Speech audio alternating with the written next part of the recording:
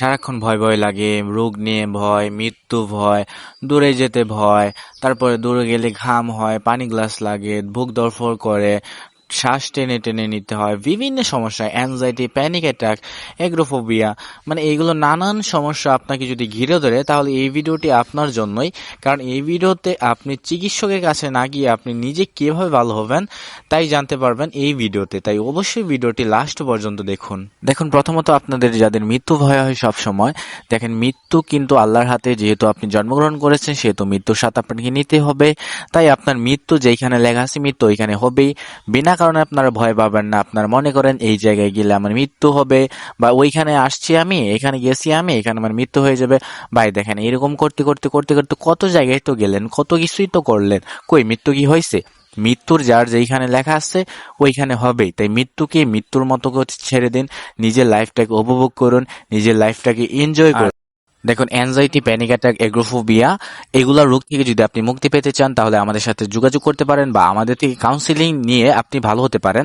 অবশ্যই স্ক্রিনে দেখেন হোয়াটসঅ্যাপ নাম্বার আসতেছে, এই হোয়াটসঅ্যাপ নাম্বারে আমাদের সাথে যোগাযোগ করেন।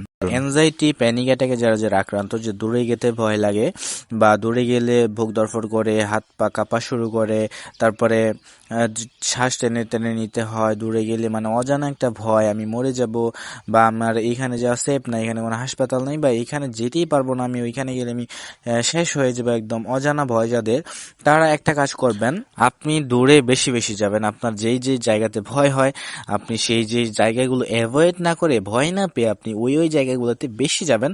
অবশ্যই এই রোগটা আপনাকে কিচ্ছু করতে পারবে না। দেখেন, আপনি কত পালিয়ে পালিয়ে থাকলেন, ডাক্তারের কাছে গেলেন, কিন্তু কি ভালো হয়েছেন বা রোগটা কি ভালো করতে পেরেছেন? রোগটা ভালো করতে পারেন নাই। রোগটাকে ভালো করতে পারবেন আপনি ভয় না পাইয়া, ভয়গুলা মোকাবেলা না কইরা, ধরেন ভয়ের সম্মুখীন হইতে হবে, ভয়গুলো অ্যাভয়েড না করে ভয়ের সম্মুখীন হন। অবশ্যই আপনি এই রোগ থেকে অবশ্যই আপনি মুক্তি পেতে পারবেন। আর প্রতিদিন ৩-৪ বার আপাতত ব্রিদিং এক্সারসাইজ করুন, মানে ব্রিদিং, শ্বাস প্রশ্বাসের যে ব্যায়ামটা আছে এটা করুন। এবং প্রতিদিন সকালে ঘুম থেকে উঠে আপাতত ৫ থেকে ১০ মিনিট রোদে বসে থাকবেন, খালি পায়ে হাঁটাহাঁটি করবেন। দেখবেন আস্তে আস্তে আস্তে আস্তে এই রোগটা আপনার জীবন থেকে একদমই চলে গিয়েছে।